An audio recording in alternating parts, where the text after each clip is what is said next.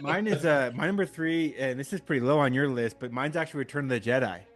Okay.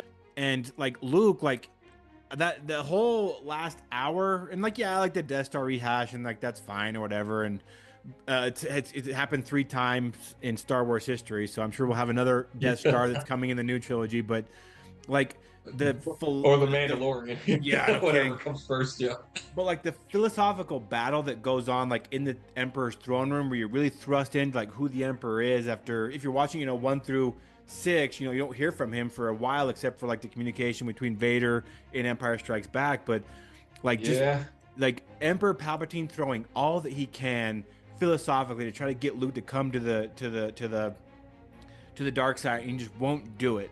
And so they fight. They fight. He fights his dad. His dad makes this threat, and Luke goes crazy for a second. Like the sound, like John Williams' soundtrack there.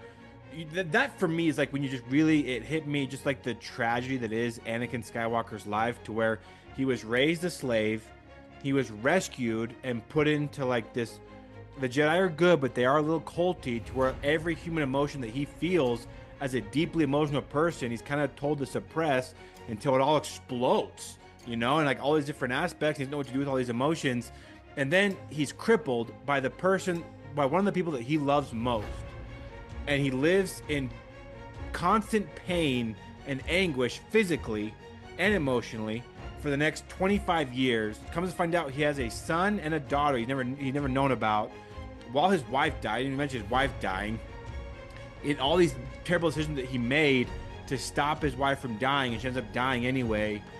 And then he's in a sword fight with his son, 30, 40 years later. I'm just like, what a tragic life this guy has lived. And like the music that John Williams plays while Luke is attacking him in this blind rage, I'm just like, man, Vader lived a really sad life.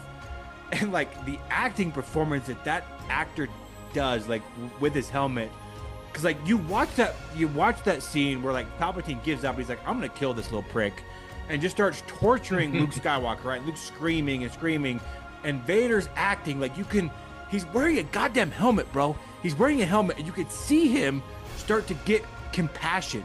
Like I don't know how he did it with like his head or his movements, but like you watch this guy who's wearing a Nazi helmet. Look at his son. Look at the Emperor, and you can see somehow the compassion start to fill his body.